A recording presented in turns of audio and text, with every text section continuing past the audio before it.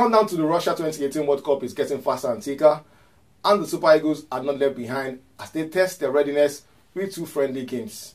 Before the world attention turns to Russia, the Commonwealth Games is around the corner, and Team Nigeria will be participating. How well will they do? We wait to see. Welcome to another edition of Bounce Sport. Welcome back to this edition of Bounce Sport. And today we have on the set Collins Udebe. Thank you, Tunde, for having me. All right, Collins. Let's go down to action. Of course, we know that 2018 is a loaded year for sports in Nigeria, but all the talks has been about Russia 2018. I know where you're going. Of course. Yeah, we have the Commonwealth Games just around the corner, and are you excited? Do you think Nigeria is going to do well in the Commonwealth Games? Well, going into every competition in terms of when it comes to the sports industry in Nigeria, we're always optimistic, we're always excited, but then it always comes down to one thing, the level of preparation. We're not always very prepared, and this time around I don't think anything has changed. Well, sadly so. Like you said, nothing has changed, but we will always hope against hope. Nigeria will be participating in as much as 9 sports. Of course, we have tennis, basketball, wrestling, weightlifting, and the rest. And we are hoping that they will be able to come back with some medals. At the last edition in Glasgow, Nigeria was able to win 11 gold medals, 11 silvers, and 14 bronze medals. Whether they'll be able to do the same in Australia, we wait to see. Looking at in terms of reward system now, do you think Nigeria has done enough in rewarding excellence in sports? Now, before we talk about the reward, let's look at, you've talked about the bronze and the silver and what have you. Now, the point is, when we see other countries, cut away with so much medals at events like this, and then you begin to ask yourself, how do they do it? It's not rocket science. It's preparation. I mean, people that are going to the next Olympics, they're already planning for it, but we don't. Now, reward system, I don't think our athletes are that much rewarded in this part of the world, because as far as I'm concerned, we only promote, sports. We don't develop sport. It's only when an athlete gets to a certain level, people begin to attach themselves or want to identify with the person, which is not supposed to be like that. Now, our athletes are not well rewarded today, as far as I'm concerned. I think it's just it's only when you play football that sometimes when you go there and win something major, that's when people begin to flock around you and throw money at you. Let's hope there's going to be a change. Of course, we have a change government, and let's hope things will change in sports. Over 6,000 athletes will be competing at the Gold Coast. Over 6,000 athletes will be competing at the Gold Coast, and Nigeria will be represented by 90 athletes. Let's hope that they will do well at the Commonwealth Games. Let's go for a quick break, and when we return, we'll go into football. All right, welcome back again to this edition of Bounce Sports. And Collins, let's talk about continental football now. We have 4 teams still competing for Nigeria. Of course, we have Eyimba, MFM, Plateau United, and Akwa United. The Confederation Cup draws, the playoffs, we already have the fixtures. Let's start from Eyimba. Eyimba, they're facing South African side, beat Vest with. How do you see their chances moving to the group stage of the Confederation Cup? I think you should give credit where credit is due. South African champions. Please. But they are not performing that well. It doesn't matter. We saw Leicester City that won the league. Yeah. And then the following season they were crumbling. Yeah. Whichever way. I think before the draw we had a conversation of we talked about the issue of we're hoping that Nigerian teams are not pitched against each other. Yeah. Sure. Unfortunately that happened because that would have at least knocked out 1 or 2. Yeah, but that would have also guaranteed us that we get... but at the same time, if you look at the sides who are playing, if you look at the pedigree of those teams, they're top teams. I mean, for every team that has gotten to this stage, they're pretty good at what they do. But again, as far as I'm concerned, if we can put our acts together, I keep telling people there's no reason why football administrators should be flying aircraft to go and watch matches or to go and attend games, then the big players who are those that carry out the games on the pitch will be going on the road. So it shouldn't be a situation whereby they begin to cut costs and say, okay, since Benin Republic is just around the corner, we should just, Now, I think the boys should be put in good shape. They should be given what they need to excel. Then I think if you look at the teams that we have, from Plateau United to MFM for me, I have a soft spot for that team. Sure. And now you couldn't fault, the fact that they were kicked out of the Champions League. Black and blue. Because but my happiness was they didn't lose at home. All right, whatever happened in Algeria, we saw the pedigree of the MC Alger team. It's nothing compared to MFM. If you look at the qualities of players that they have, now. If you look at MFM, look at Plateau United, Akwa United, and what have you, Enyimba. Yeah. Those are teams that at the moment they're doing well, apart from MFM, who are not really, getting it right. But they're getting it right at home, but going on the road is a big problem. So I think at least we should have 3 teams in the next round of the CAF Confederations Cup. All right, Collins is producing 3 teams. Of course, we have the first leg games coming early this month, and the second leg before the end of April. Let's hope that we'll get as much as 3 teams that would represent Nigeria in a group phase. Of course, you know that no Nigerian team has won this competition since it took this format. Dolphins came close, Rivers United came close, but nearly doesn't kill a bear. Let's hope that this particular season there's going to be a difference. Let's go on another break, and when we come back, we'll be talking about the Super Eagles and, of course, the World Cup.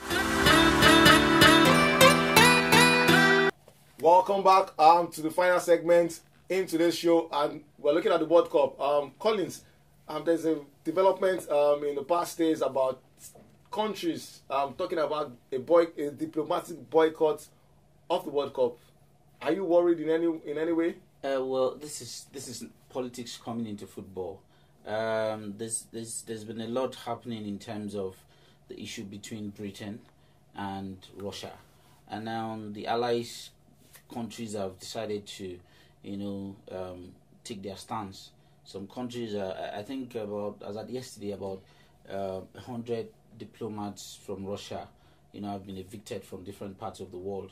Now we've seen countries like Iceland who are, in the same group with Super Eagles. Yeah. They've come out with a statement saying they've issued a diplomatic boycott of the World Cup. Maybe for the sake of our fans, who some of them will think it's Iceland that are leaving the competition, because I saw comments like, we already have 3 points and blah blah blah blah. It's not like the team are not coming. All right, the team will come for the events, but the big players in terms of maybe like the ministers, people that are supposed to do the contingents from the country, those are the people that are looking at, not showing up. But news over the last couple of hours is that some countries are even planning to withdraw their teams.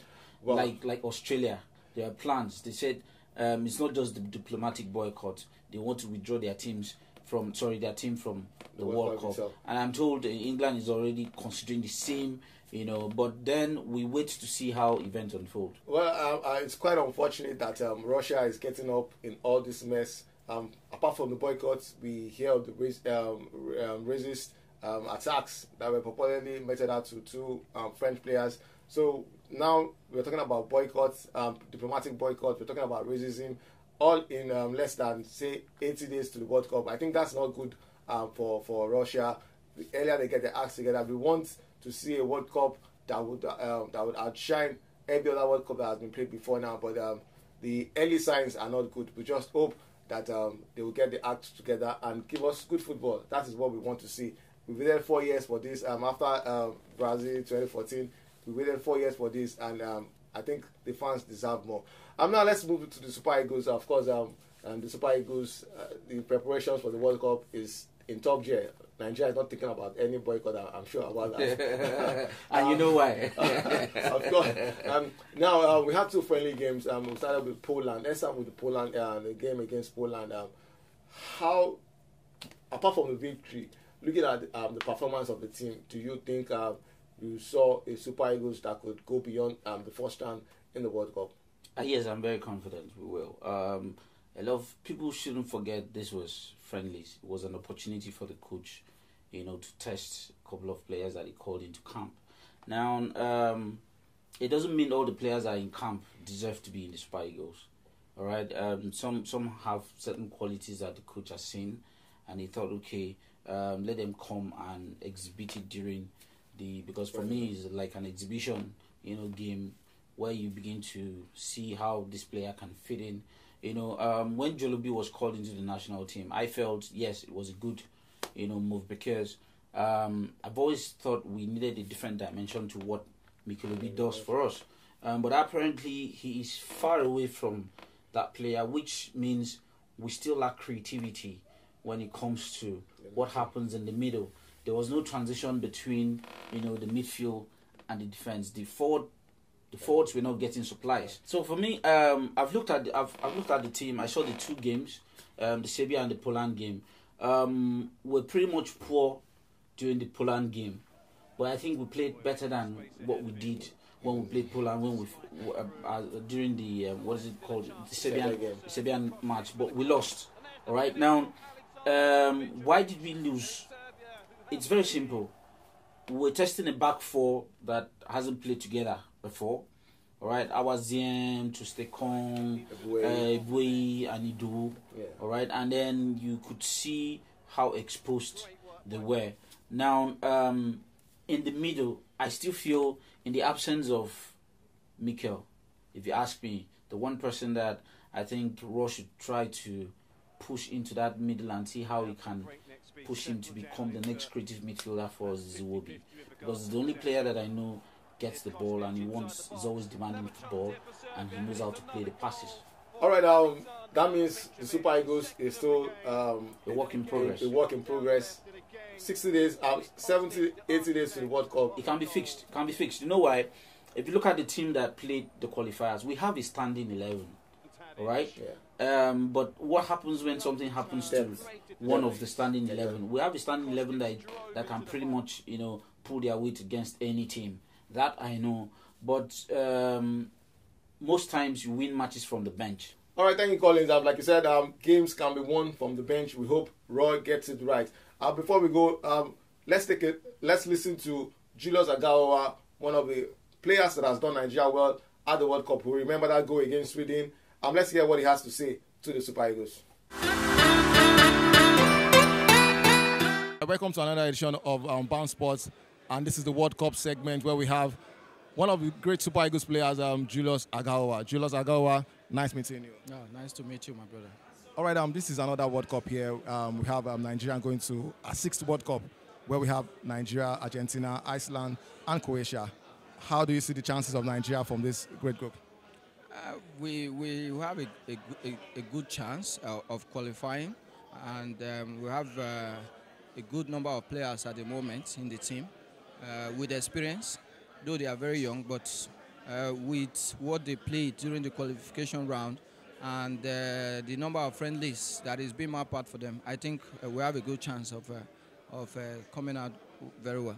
All right. You were known for your goal-scoring prowess.